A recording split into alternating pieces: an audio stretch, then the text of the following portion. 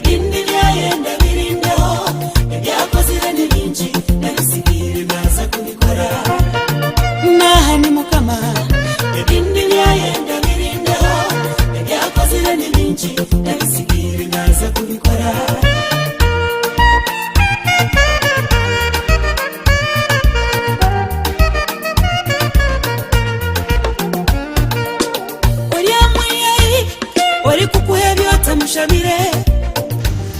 All right, twabachira Eizooba tuli a press conference ya mukuru Ray G, of which tajarize concert ye chibanza cha November konkana janteleka mazemba funereho omwe abeshongozi bitu kandi abikubasa kweta nkaba legend nyoka tanka kurasha ino mchigandi omwana kokana kwena arikona mubona najatela kubona yena kubuze byawe kubuze bya alikasime kubuze bya serasi byonga barode kubigarikamu konka handi cyino mchigana kwakira mazima ninye nachira. The pleasure is all mine. Mazima yebale kuja kusupportinga Ray G kandi yebale kuja kusupportinga webale actually kusupportinga western music mwebale kusima nimwe mwebale obahagize ati mwenu ntwena obanzo tutangazemu no performinga ari Eizooba ninga just wija kusupportinga ngyaba ndiho bampa stage kiryanshemeza munonga konka ngyaba ndiho nyine navuvuzera ngyaba nyine flash ari byashongoro byanje nyine navuvuzera no kuhigwa keshongora nabwe naruga stage ndakwata vuvuzera rero Ray G yaza stage yagira ati murebe oraza kwiruko gwa stage Shaino mchiga yanga msori chiga bashisha mwenye mnyakore watunga munatandika gamba ruchiga mangwago konga kanu mwenu hati shaino mchiga iwotwinira planichi nkareba recently menindeba something like obake uko in a concert or something. How did it go? How did it happen? Kwa mna itoba mwentu atu rukunu konga ntu atejerize tufuno mtu wenyina tuegambire chikatambura ninga chikamuraba 10 years of Shaino Muchiga kabikaba bigiye biro 30 byo kwa munana ahari torizi kabare twine ngambo mubeshongozi nguno yijuzoboza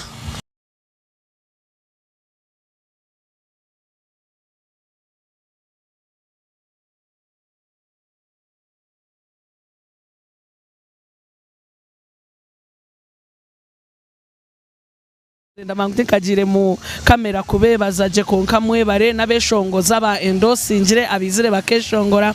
Thank you so much. Mazima ati Shaino Muchiga haro hati nkitwe haro nkitwe abatirgeshomero haro abanda bargeshomero konka bakayenzere ngunka Shaino Muchiga bamureba ya stage na yeshongora kandi inaha ono concert not promising akuja kutayonka concert ndijo nkitwa bato baskuru going ninga tubirugo ho herikozere waheze kandi Ray G muhanda chiriyo natemurati twabajanga turyo mbijerebye anytime now, you never know. Aya kale mwenu reka tu sibure Shaino Muchiga konga nyoni mbora nyenda banza hanyo chongore mu kale akakugera ati akija kwiba we akija swira mishobena azirago kwiba wena yatuchanga chanisiwe aye baba nyonga turanyanga bachiga tubakumanya ko shongora koko mwana inira ko gunyombwenu barebe naturura namukurata we bare mazima kutobwire bwawe. Thank you so much for having me. Mwe bare kutukunda kutkora bakabi manya nimwe muratkora bakabi ngene ukurotanye tati babaraza kundeba muni babara kureba abandi bari kureba baronda abantu kayino jandi nyona Shaino Muchiga tuti. Thank you so much. You're welcome dear. Aya nkokuna nabagambire ntitwija press conference ya Ray G konkito twarwa gumwe ntwegwa kubarondera buri omwe wena owija press conference oumukwenda kumanya ningito gutoratekateke guno mwenda kumureba nabaretero mudemu omuswiti omububu wa Western Uganda Simba jike nichibangwena numwenda kumureba mwana numwenda kumanya music netamboreta buri kimwe kigenda kita konka ninya nukusinga yo kwenda kumanya Simba jike gambere nwasara kutugambara amazina ganje ninye Komgisha Abia amazina ganje gomka konka eri kumpa sente ninye Simba jike aka the one Simba jike ni rijalita kuba mugisha kandi nana. So Simba Jike, it's a word in Swahili that means lioness. So nkaye sele chunche chikazigonga spicinga mu kaja kanchito mu Swahili. Bitogo mwana nanda kuturya ho sente eri kanirkangana no muntu yarigamba cyo Swahili na basakana ko sete na chiwaka. Of course. Kale Simba Jike banza tugambere iwe concert ya Rage, what are your expectations no subira che omuri yo concert? First of all, I expect Rage to give us a different performance. Kurujira performance aje na atwa ariora to change uro ahinduremu, or he comes out with some new ideas. Chitaka aba format ya tosha kujangu, they come on stage and sing. There should be some more art added into the performances. I'm expecting to learn okwega kujirangu abantu abamwe mbaba bakuchira. So there are things that everybody exposed okunkiye takumaya. So niza kuija kwega kwegera Nabeshongozi abatwari nye abakura hari nye buri omwe. Noza performinga ninga you will just come and I'm going to perform, yes. Yes, they booked me to perform. That's really good. Mwana chino nkubuze chile bantu banje chwa kubasa kwenda kumenya Simba Jike. Jika ihadungu no kola na TV oka rugayo aba music. Burengeri arebe kwa no kweva kweta side hustles. Saba la side hustles nyinji mnonga mbasa kwa bagambira tukanye n'ibindi gukora. Konka main point ndio Nabeshongozi.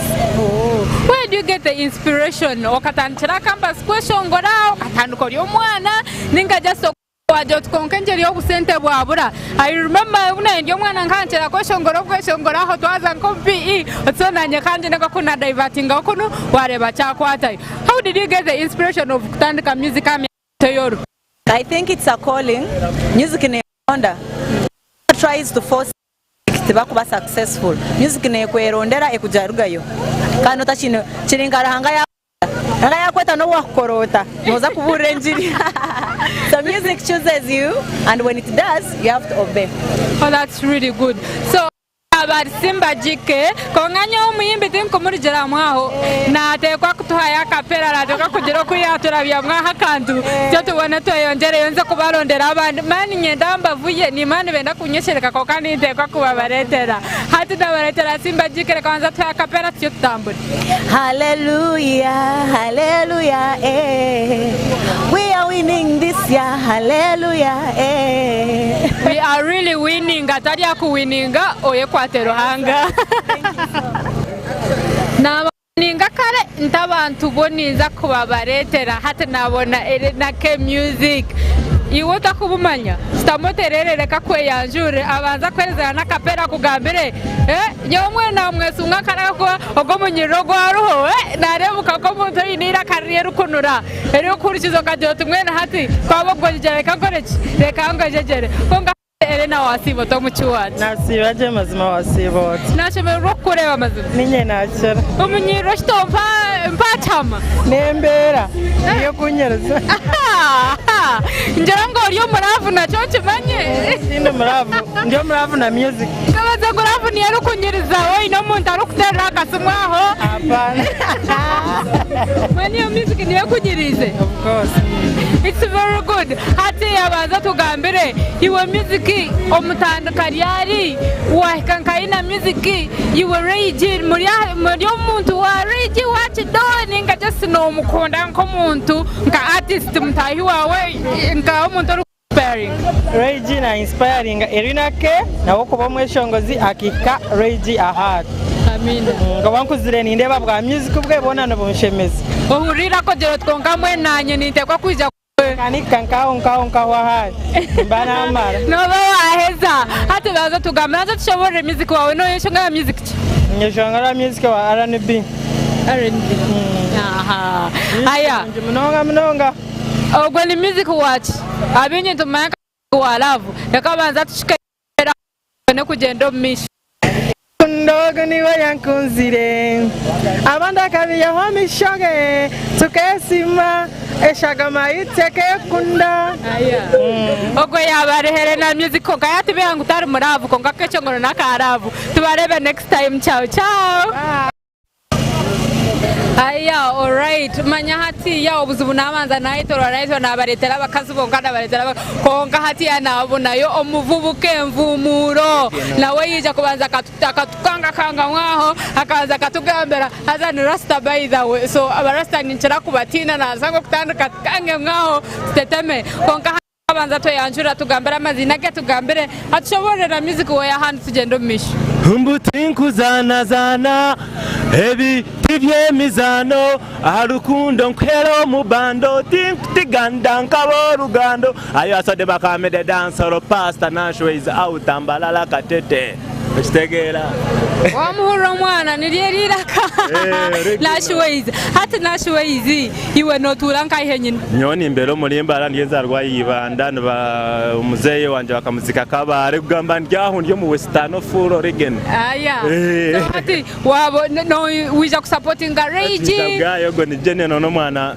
namahega yaga gatumbuye ndongo gajisi ya murembe wo kushanga ngutino kwija tukarwo mu gato tukija tukamujyana mu manyaga kwa to mukoro tukamhasera nyonde pastor kamhasera ntigaye gendo babekobe ikisawe cyejure somebody you know ku representing a ghetto youth never dancehall artist bonanga do no ko representing so right now dancehall pastor Nashways are representing zela wende monfo aya dancehall pastor mwamwe hurira nuwogo mukuru dancehall pastor konkaba either way nsiza kutamburaho nanye kuba rampenjiri mwana mwekanga natanika kuba dancehall artist tuza kugenderaho musibeje badia respect engoma negambeta anjitera njeteze ngaro njiteze ngaro njeteze nkoni nko mularo njeteze nkoni yaman